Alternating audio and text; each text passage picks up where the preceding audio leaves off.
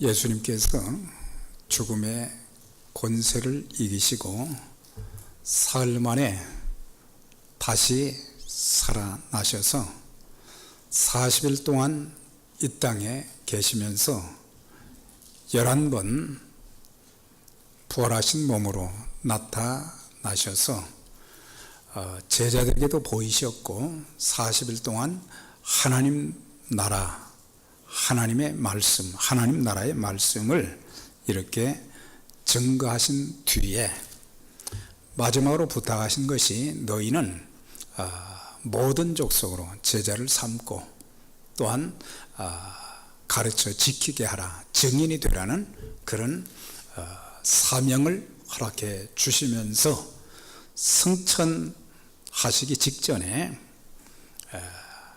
이런 말씀 하셨어요. 너희는 예루살렘을 떠나지 말고 아버지의 약속하신 것을 기다리라.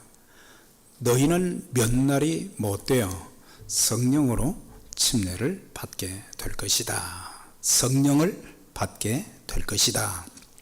그 약속의 말씀을 이렇게 해 주신 후에 승천하셨는데, 그때 당시 예수님이 승천하실 때 고린도전서 15장에 보면 500여 형제들이 있었다 그랬어요.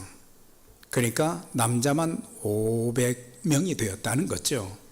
거기에 또 여인들과 이렇게 노인들 이렇게 합하면은 그 기록에 의하면 적어도 1500명 이상이 예수님이 승천하시는 그 과정을 다 이렇게 지켜보았다고 기록을 했어요. 근데 예수님께서 예루살렘을 떠나지 말고 약속하신 것을 기다리라, 그 말씀을 하셨는데, 그 숫자들 중에서 사도행전에 보면은 120명만 그들이 주님의 약속의 말씀에 순종해서 예루살렘에 머물렀다. 그러니까 기다리라고 하니까 기다렸다라고 하는 것을 보게 돼요. 그래서 우리는 주님께서 우리에게 분부하신 것처럼 그 귀한 사명을 위해서 우리가 약속의 말씀에 순종하는 그런 자세가, 신앙생활 잘하는 비결이 뭐냐? 하나님 말씀, 예수님 말씀, 성령의 지시에 잘 순종하는 그런 모습.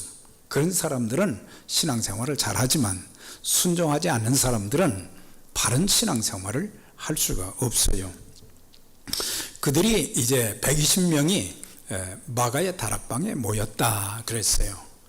그런데 그들은 몇 날이 못 되어 성령으로 침례를 받게 될 것이라는 그 음성을 듣고는 그들은 단순히 모여서 웅성거리면서 기다린 것이 아니고, 그들은 모여서 120명이 마음을 같이 해서 하나님 앞에 합심해서 기도에 전혀 힘을 썼다 그랬어요. 이것을 통해서 하나님의 말씀은 기도하는 자들을 통해서 역사하신다, 그것을 알 수가 있어요. 그래서 하나님께서 신구약 성경 66권을 통해서 수없이 많은 말씀을 해 주셨지만은 그 말씀을 붙들고 또 그 말씀에 순종하면서 기도하는 사람들이 되어야 하나님의 성령을, 또 하나님의 놀라운 기적을 체험할 수 있다는 것을 여기서 증언해 주고 있습니다. 아무리 능력 있는 말씀이라도 그 말씀 붙잡고 기도하지 않을 때 성령의 역사가 나타날 수 없게 되는 것입니다. 자, 그들이 하루를 기도하고 이틀을 기도하고 열흘을 작정한 것은 아니지만 매일매일 그들은 기도하는 일에 힘을 쓰다 보니까 열흘째가 되던 날에, 그날이 오순절이라고 그랬어요.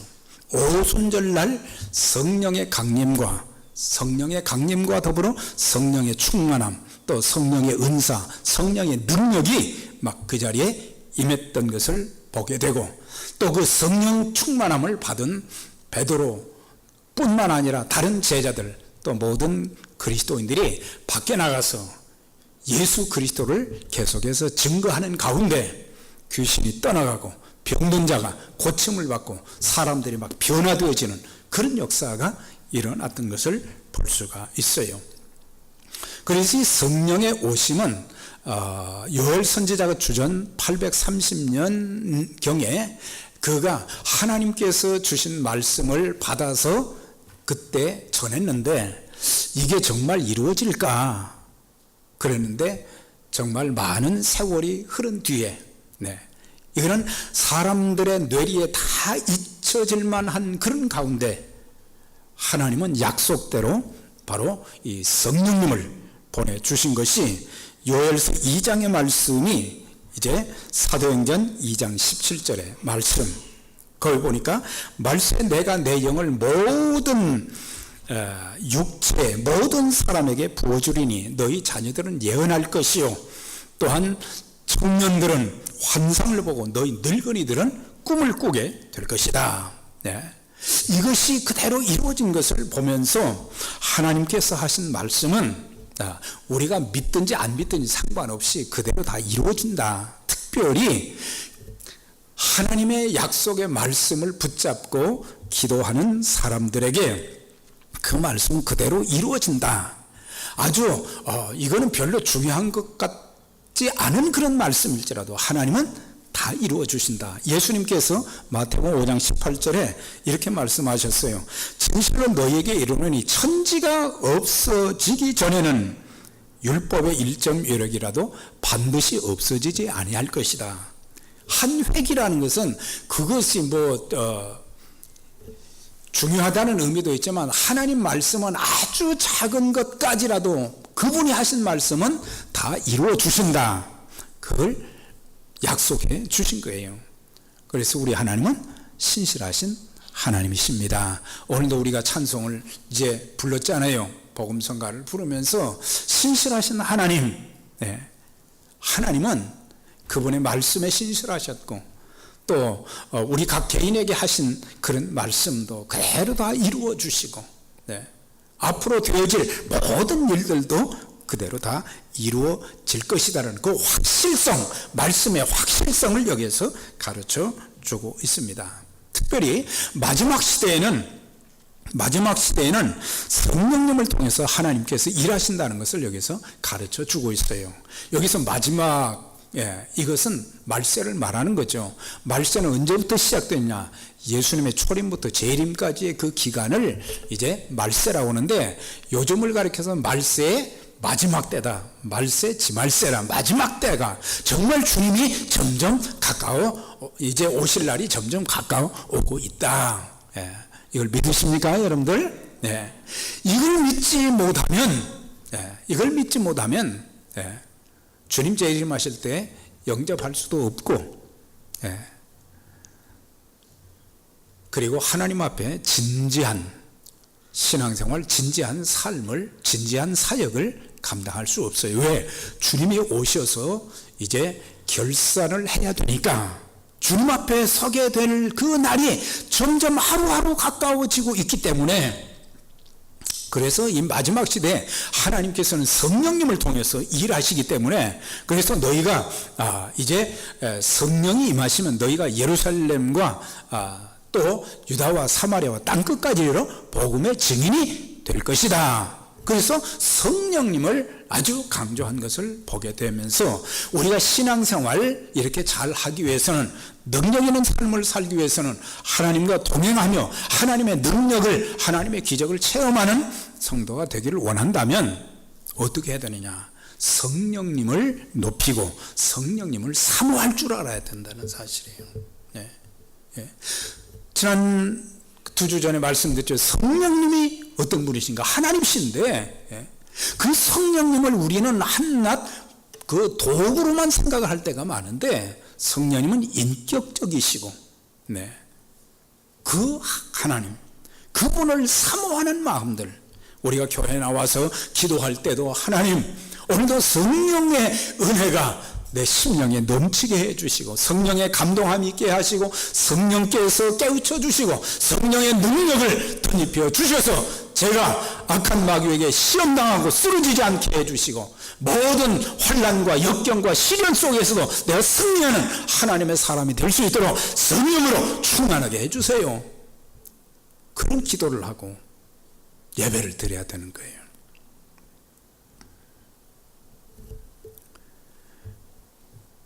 그래서 성령의 사역은 예루살렘에서만 머물러 있었던 게 아니에요. 그 사역은 이제 기도하는 성령 충만함을 입은 사람들로부터 시작해서 사마리아 땅끝까지 이르러 지금도 계속해서 땅끝이 어딘지 우리는 안 가본 데가 너무 많아요. 그렇지만은 우리는 가보지 못했지만 성령님이 그곳에 발걸음들을 인도해 주셔서 그곳에서 선교사들을 통해서 복음을 전하게 하시고 거기에 교회를 세우게 하시고 그리고 계속해서 세워진 교회가 또 주의 나라를 위해서 헌신하고 봉사하는 그런 역사. 그래서 성령의 사역이, 그러니까 나만 예수 믿은 것으로 우리는 끝나는 것이 아니잖아요. 교회를 세워주신 목적도 뭡니까? 그리스도의 복음을, 성령의 능력을 의지해서 그리스도의 복음을 증거하는 그런 전초기지로서 쓰임을 받아야 된다. 그러면서 성령의 충만함을 입은 사람들은, 성령 받은 사람들은 바로 예언을 하게 되죠. 하나님의 말씀을 전하게 되고, 하나님 말씀이라고 그러면은 뭐 광범위하지만 특별히 복음을 전하는 그런 일에 헌신하게 하시고, 또한 환상과 꿈을 이제 보게 되어지면서 이제 하나님 나라의 꿈, 하나님 나라의 환상을 바라보면서 주어진 현장에서 최선을 다해서 쓰임받는 그런 역사가 있게 되어지는데, 하나님의 약속의 말씀은 이렇게 이루어졌는데, 그러면 성령님이 왜 오순절날에 호련히 기도하는 사람들에게 임하였는가? 그것은 믿는 자들과 영원히 함께 계시기 위해서 오신 것입니다. 여러 가지 이유가 있는데, 구약시대에 보면은 창세기 1장부터 시작해서 계속해서 성령님의 사역은 있었어요. 그러나 필요할 때마다 이제 임하시고, 그 다음에 그 과업이 끝난 뒤에는 또 떠나시고 그랬어요.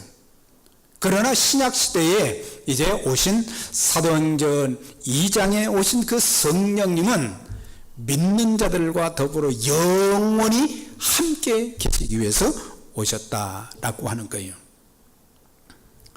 그래서 예수를 영접한 사람이면 누구에게나 임하여 주시며 믿는 자와 함께 하시며 결코 떠나지 아니하시고 영원토록 함께 하시는 거예요. 세상에 많은 동반자들이 있어요. 그렇지만 세상의 동반자들은 세월이 지나면 다 떠나갑니다. 세월이 지나면 결혼해서 결혼 생활 뭐 60년, 70년 되신 분들도 있지만 언젠가는 다 동반자들은 다 떠나게 돼요. 그러나 영원히 떠나지 아니하시는 분은 바로 성령님이십니다. 그 성령님이 나와 같이 하시는 거예요. 그래서 예수님께서 마지막 십자가를 지시기 전에 그 요한복음 14장, 15장, 16장을 통해서 특별히 오실 성령님에 대해서 계속해서 설교를 하셨어요. 거기서 설교를 하셨는데 14장에 보면 내가 아버지께 구하겠으니 그가 다른 보혜사를 너희에게 보내사 영원토록 너희와 함께 있게 하리니, 다른 보혜사를 보내사 영원토록 너희와 함께 있게 하리니 그는 너희와 함께 거하시며 또 너희 속에 계시겠습니다. 이걸 예수님께서 말씀하셨어요. 근데 여기서 보면은 또 다른 보혜사다 그랬어요. 이것을 보면은 보혜사가 두 분이다, 그걸 알 수가 있어요. 또 다른 보혜사를 너희에게 보내주사. 그래서 요한일서 2장 1절에 보면은 우리에게 대언자가 있으니 곧 의로우신 예수 그리스도라. 이 대언자라고 이렇게 우리 그 가진 그 성경에는 대언자라고 그랬어요. 근데 여기 있는 내용을 원문을 보면은 보혜사라고 되어 있어요. 그게 보혜사, 성령님. 그러니까 예수 그리스도 주님께서 이 땅에 오신 모든 일들과 더불어 그분이 하신 사역이 바로 보혜사의 사역이었다라고 하는 것을 알 수 있어요. 이 보혜사를 번역을 이렇게 해 놓았는데, 보혜사라는 말은 곁으로 부른다, 그러니까는 함께 있는다, 그런 의미인데, 거기 보면은 이 번역마다 이렇게, 영어 성경의 번역마다 이렇게 조금씩 다르지만은, 첫째는 보혜사는 뭐냐, 거기 보면은 이제 위로자다, 위로자시다. 그 다음에 돕는 자시다. 그리고 상담자시다. 변호자이시다. 그래서 성령님을 그렇게 표현했어요. 주님께서 이 땅에 오셔서 하신 그런 사역들이 바로 위로의 사역이었어요.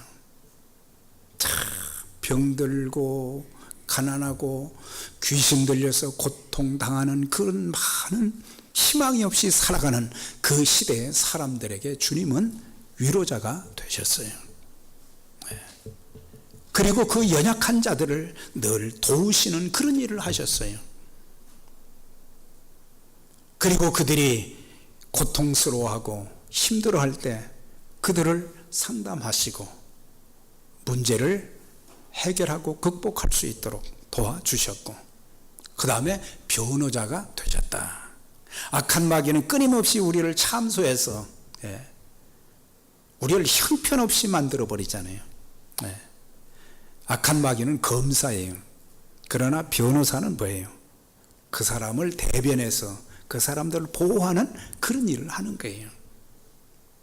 그러니까 예수님이 그런 사역을 하시고 떠나시면서 또 다른 보혜사를 너희에게 보낼 것이다 말씀하신 거예요. 그러니까 육신의 몸을 입으신 그리스도는 이제 부활승천에서 하나님 보좌 우편에 계시지만은 이제 다른 보혜사가 성령이 오셔서 너희와 영원히 같이 할 것이고 너희 속에 있을 것입니다 그랬잖아요. 그래서 우리가 예수님을 구세주와 주님으로 내 마음에 영접할 때 그리스도께서 내 죄를 위해서 죽으시고 또한 나에게 영생을 주시기 위해서 살아나셨다는 그 죽으심과 부활이 복음인데, 그 복음을 받아들일 때에 보이지 않게, 내 눈에는 보이지 않지만 성령님이 내 안에 들어오시는 것을 여기서 말씀하신 거예요. 그래서 다른 보혜사가 우리와 영원히 같이 있으면서, 그래서 우리가 살면서 많은 어려움을 겪고 그렇지만은 성령님이 말이죠, 인간적으로는 막 힘들고 낙심되고 좌절하고 절망하고 그럴 때마다 성령님이 나에게 막 위로해 주시는 거예요. 너 왜 이렇게 좌절하느냐? 용기를 주시고, 그리고 내가 연약해서 어떻게 할 수 없을 때 하나님의 방법으로 나를 도와주시고, 하나님 앞에 변호해 주시고, 누구에게도 말할 수 없는 그런 문제가 있을 때에 기도로 성령님의 도움을 구하면 성령님이 다 들어주시고, 사람들은요 다른 사람 얘기를 듣는데 인내하지 못해요. 그 상담을 잘하는 사람들은 끝까지 잘 들어주거든요. 우리 하나님은 우리가 무슨 이야기를 하든 다 들어주시는 거예요. 얼마나 힘드시겠어요, 사람들은. 그런데 하나님은 우리가 무슨 하소연을 해도 다 들어주시고 말이죠. 너희가 하나님의 성전이고 하나님의 성령이 너희 안에 거하시는 것을 너희가 알지 못하느냐 그랬어요. 그걸 모르는 사람들은 버려온 자, 예수 믿지 않는 자다, 예수 영접하지 않은 자다 그랬어요. 성령님이 여러분들 가운데 마음에 성전 삼고 계심을 확실히 믿으십니까? 이걸 믿지 못하면 그 사람은 그냥 교회는 나오지만 예수 믿는 사람이 아니에요. 영생 얻은 자가 아니에요. 구원받은 자가 아니에요. 우리 그런 사람들은 그 이름이 생명록에 기록이 안 된 사람들이에요. 자, 보혜사, 그런 예수님을, 그런 이제 하나님을 우리가 참 마음에 모시고 산다는 것이 얼마나 큰 축복인지 몰라요. 평생도록 같이 한다는 거예요. 내가 좋을 때만이 아니라 내가 힘들고 어려울 때, 고통스러울 때, 절망적일 때, 앞이 캄캄할 때 성령께서 우리를 붙들어 주시고 실족하지 않게 하시고 다시 일어나게 하시고, 이제 중요한 것은 주님이 바로 그런 분이셨구나, 성령님이 바로 그런 분이셨구나, 이것으로 끝나는 것이 아니고, 우리가 이 땅에 신앙생활을 하면서 우리도 바로 보혜사 성령님이 하셨던 그런 일을 우리가 이어가야 되는 거예요. 그래서 우리들이 위로자들이, 격려자들이 되어져야 돼요. 자꾸 끌어내리고 그러면 안 되죠. 가시만 주고 상처만 줄 때가 얼마나 많아요. 우리는 저 사람 때문에 상처를 많이 받았습니다. 그렇지 않아도 상처가 많은데 자꾸 가시로 찌르는 거예요. 그런 사람이 아니라 위로자가 되어지고 다시 일어날 수 있도록 위로자, 말 한마디가 얼마나 귀한데 사람들은 그 귀한 말 한마디를 못하는 거예요. 우리가 돕는 자로 성령님을 마음에 모시고 성령님의 지배를 받는 사람들은 방관자가 아닙니다. 돕는 자들입니다. 하나님의 일을 협력해서 이루어질 수 있도록 돕는 자들이 보혜사 성령님이 하셨던 그 일을 이어가는 사람들이에요. 교회도 보면은 방관만 하는 사람들이 있어요. 어떻게 되는가 보자 그러는데 그게 아니에요. 관심을 가지고 내가 할 수 있는 것이 뭔가, 내게 있는 것이 뭔가, 건강한 몸 가지고도 내가 할 수 있는 것이고, 기도로 또 그 일을 도울 수 있는 것이고, 물질이 있으면 물질로 협력하는 것이고, 은사가 있으면 은사로 이렇게 협력하는 것이고. 그래서 우리들이 보혜사 성령님이 하셨던 그 일들, 돕는 자로 또 상담자로 다른 사람들이 힘들어하는 그런 말을 우리가 좀 들어줄 줄도 알고, 또 비밀도 좀 지켜줄 줄도 알고, 그래서 믿을 수 있는 사람들에게 자기의 마음에 있는 것을 다 털어내놓듯이 우리가 상담도, 이것은 꼭 전문 상담인만 하는 것이 아니고 성령님을 모신 모든 사람들은 좋은 상담자들이 되어서 상대방의 말에 귀를 좀 기울일 줄 아는 그런 지혜가 좀 있어야 되고, 변호자, 검사는 죄만 자꾸 지적하는 거죠. 그러나 성령님은 변호자, 계속 변호해주는 그런 일을 하는 거예요. 우리가 그리스도인들의 인간관계 속에서 자꾸 이렇게 변호자들이 되어져야지, 자꾸 지적만 하면 그거는 아름답지 못하다. 자, 그러면은 첫 번째, 성령님은 믿는 자들과 영원히 함께 계시기 위해서 오셨고, 또한 오순절날 성령 강림은 그리스도의 교회를 세우기 위해서 오셨다는 것을 알 수가 있어요. 그래서 성령의 강림과 충만함을 통해서 세워진 것이 뭐예요? 예루살렘 교회예요. 초대교회란 말이죠. 교회가 교회되기 위해서는 3대 요소가 있어야 되는, 첫째는 하나님의 자녀들이 있어야 되고, 두 번째는 하나님 말씀이 있어야 되고, 셋째는 성령의 임재가 나타나줘야 되는 거예요. 그래서 개인적으로 성령께서 일하시는 것이 나를 통해서도 나타나줘야 되고, 또 공동체적으로도 성령의 임재가 충만하게 있어지면서 하나님이 하시는 일들이 교회를 통해서 나타나줘야지, 문의는 교회지만은 성령의 역사가 없으면은 그건 더 이상 교회로서의 그런 존재 가치를 상실하게 되는 거예요. 주님께서 왜 교회를, 예루살렘 교회를 세우셨어요? 그건 교회를 통해서 복음을 전 세계에 전하라, 그 말씀이에요.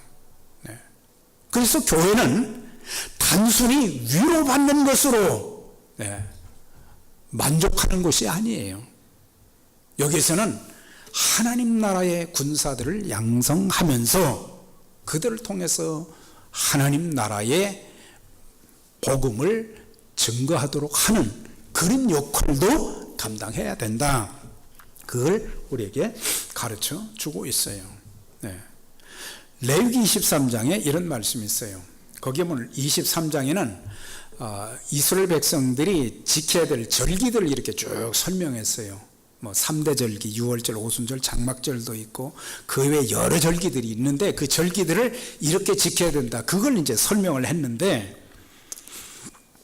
거기에 보면은 이 오순절을 어떻게 지킬 것인가 그걸 말씀해 주고 있는데 제7 안식일 이튿날까지 합 50일을 계수하여 새 소재를 여호와께 드리되 너희 초소에서 에바 10분의 2로 만든 떡 2개를 가져다가 흔들지니.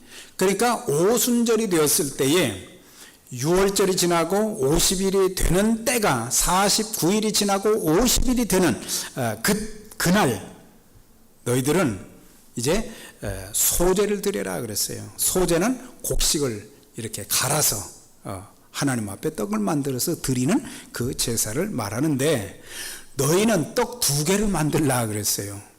이 절기로서만 그냥 넘어갈 수 있는 건데 여기 보면은 굉장한 의미가 있어요.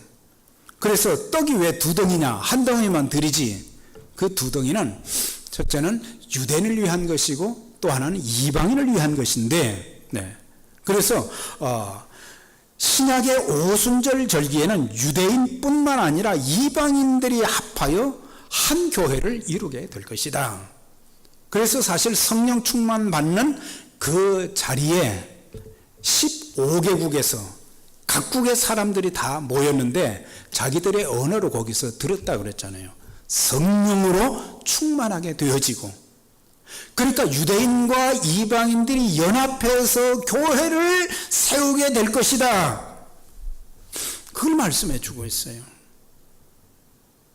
그래서 사실 오늘날도 보면 이제 인종과 피부 색깔을 초월해서 많은 사람들이 예수님 통해서 예수 믿고 나면 그 다음에 뭘 형성합니까? 교회를 형성하고, 교회를 형성해서 뭐 합니까? 복음 전하는 일, 선교하는 일을 그렇게 하게 되는 거예요. 그렇기 때문에 교회는 단순히 예배 참석해서 그냥 예배 드리고 가는 장소만이 아니라 적어도 예수 그리스도의 생명의 복음을 증거하는 그런 일을 훈련시키면서 나가서 그 일을 하는 것이다. 말만 하는 것이 아니고.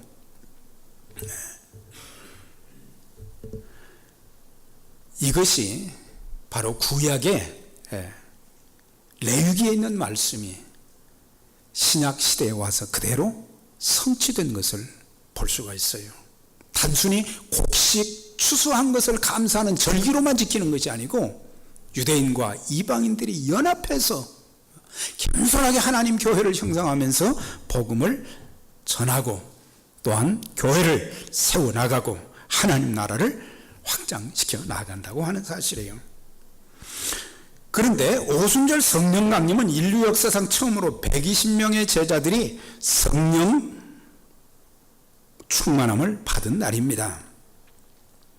그래서 그 성령 충만 받은 것을 사도 바울은 고린도 교회에게 12장에 보면은 우리가 유대인이나 헬라인이나 종이나 자유자나 다 한 성령으로 침례를 받아 한 몸이 되었고 또 한 성령을 마시게 하였느니라, 좀 어렵게 표현을 했어요. 자, 성령의 역사로 예수 그리스도를 영접하게 된 것을 성령 침례라 그렇게 말합니다.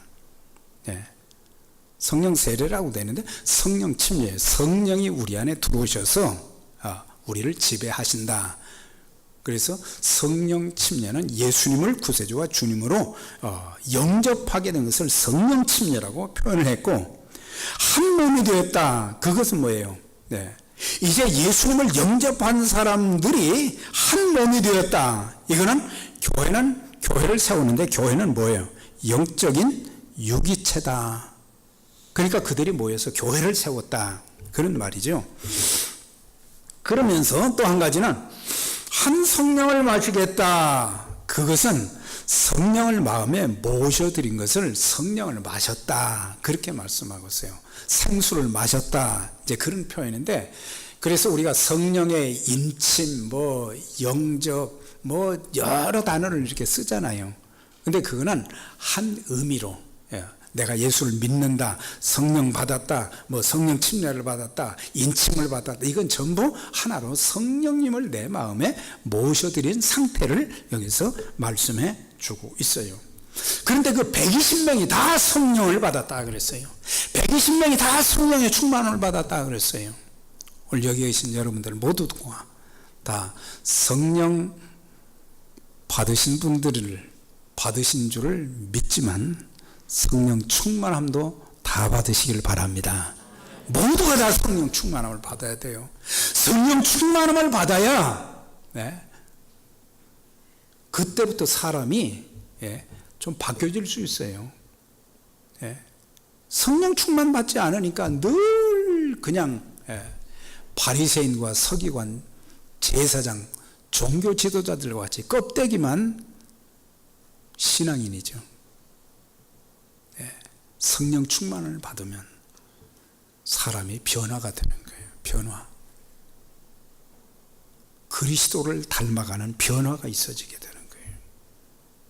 언어의 변화가 있습니다. 얼굴의 변화가 있습니다. 삶의 변화가 있습니다. 신앙생활의 변화가 있어요. 신앙생활을 그렇게 하는데도 참 지독하게 안 달라져요. 자, 옆에 분들에게 성령 충만 받아서 좀 많이 달라집시다. 한번 해보세요. 우리 좀 달라져야 돼요. 달라져야 돼요. 그래서 성령 충만 받은 사람들에게 복음 전파하는 일을 맡기신 거예요. 그래서 예루살렘의 교회가 세워졌고, 그 다음에 계속해서 이제 안디옥의 교회가 세워졌고, 또 사마리아의 교회가 세워지고, 계속해서 교회가 세워져 간 것은 성령 충만한 사람들을 통해서 교회가 구원받는 사람들이 늘어가게 되었어요. 자, 그런데 안타까운 것은 사도행전에 보면 성령행전이라고 그러는데, 사도행전에 보면 참 많은 교회들이 세워졌어요. 참 귀한 교회로 인정받은 사도행전과 요한계시록에 보면 교회들이 많이 세워졌어요. 그런데 세월이 지나면서 그 교회들의 존재는 다 사라져 버렸어요. 참 불행한 것은 그 한때는 좀 쓰임 받았지만 세월이 지나면서 변질이 되고 성령 충만함을 입지 못한 성도들이 신앙의 계승이 이루어지지 않고 하나님의 일을 하지 않고, 그러다 보니까 점점 교회가 약화되어 가지고 교회의 기능을 상실하게 되니까, 그래서 사대교회처럼 되었다. 실상 너희가 산 것 같지만, 살아있다고 말은 하지만 실상은 죽은 것 같다. 어떤 사람들이에요? 사람은 사람인데 사람 구실을 못하는 그런 사람들. 그래서 그 교회들이 지금은 관광지만 됐어요. 관광지만 됐어요. 우리가 거기 방문을 한다면 그 교회에 대한 추억도, 좋은 추억도 있지만 내 자신을 돌아보면서 내가 영적으로 살아야 되고 성령 충만해서 우리가 섬기는 교회는 주님 오시는 그날까지 존재하면서 교회의 기능을 감당할 수 있어야 되는데, 그 책임은 우리들에게 있다고 하는 거예요. 우리들이 잘하면 다음 세대가 잘 이어갈 것이고 더 잘 이어갈 것이고, 근데 우리들이 그 사역을 감당하지 못하고 우리가 신앙의 본을 보이지 못하고 사역의 본을 보이지 못한다면 그런 희망도 없게 되는 거죠. 우리 교회는 주님 오시는 날까지 존재하면서 교회로서의 기능을 감당하기 위해서 기도에 힘쓰고 성령의 충만함을 입고 그리고 그리스도의 복음을 전하는 일에 앞장선다면 하나님께서 계속해서 교회를 이 땅에 존재시켜 주실 것을 확실히 믿습니다. 우리 주님께서 이 땅에 오셔서 공생의 사역을 감당하실 때 요단강에서 이제 침례를 받을 때 하나님의 성령이 비둘기가 임했다 그랬어요. 그런데 누가복음에 보면 누가는 예수님께서 요단강에서 성령을 받은 걸로만 나온 것이잖아요. 육체의 몸을 입으셨으니까 성령의 능력을 기름 붓듯 부으심을 받았다 그랬어요. 다시 말하면 성령 충만함을 입어서 광야에 나가서 40일 동안 금식기도 하고 마귀를 쫓아내셨다 그랬어요. 성령 충만하셔서 이제 계속해서 공생의 사역을 감당할 때 권세 있는 사역을 감당하신 것은 귀신들이 떠나가는 역사가 있었고 병든 자들이 고침받는 역사가 있었고 죄인들이 주님 앞에 나와서 말씀을 듣고 회개하고 하나님께 돌아오는 그런 역사가 있었던 것을 볼 수가 있어요. 누가복음 4장에 보면 주의 성령이 내게 임하셨으니 이는 가난한 자에게 복음을 전하게 하시려고 내게 기름을 부으시고 나를 보내사 포로된 자에게 자유를 눈먼 자에게 다시 보게 함을 전파하며 눌린 자를 자유롭게 하고 주의 은혜의 해를 전파하게 하려 하심이니라 그랬어요. 이 뭐예요? 주의 성령이 내게 임하셨다 그렇게 해놓고 그 다음에 보면은 가난한 자에게 복음을 전하게 하시려고 내게 기름을 부으셨고 성령 충만함을 입히시고 그리고 눈먼 자들, 가난한 자들, 그 다음에 눌린 자들 그런 사람들에게 복음을 전해서 예수를 믿게 하는 그런 일을 하게 하신다. 특별히 주의 은혜의 해를 전파하게 했다. 주의 은혜의 해는 희년을 말하는 거예요. 이스라엘 민족에 보면은 그 규례가 뭐예요? 50년이 되면 모든 것들을 자유롭게 하는 풀어주는 해방이 있어요. 빚도 탕감해 주죠. 땅도 50년이 되면 한 해 쉬게 해서 땅이 힘을 얻도록 만들어 주죠. 그 다음에 노비들, 돈 때문에 노비된 사람들을 전부 50년이 되면 다 풀어주는 거예요. 이것은 영적으로 죄인된 자들이 예수 그리스도를 통해서 이제 해방을 받는 그것이 바로 복음의 역사라고 하는 거예요. 그래서 우리 모두 왜 하나님께서 교회를 세워주시는가? 우리와 영원히 같이 하시기 위해서, 그 다음에 교회를 세우시기 위해서, 교회를 굳건하게 세워서 마지막 시대에 복음을 전하게 하시기 위해서. 근데 성령이 어떻게 임하셨는가? 그것이 이제 2절부터 이렇게 나오는데, 우리 모두가 다 이 성령 충만함과 능력을 받아서 험한 세상에서도 우리가 능력 있는 하나님의 권능을 힘입어서 승리하면서 주의 사역에 귀하게 쓰임받는 저와 여러분들이 되시기를 주의 이름으로 축원합니다.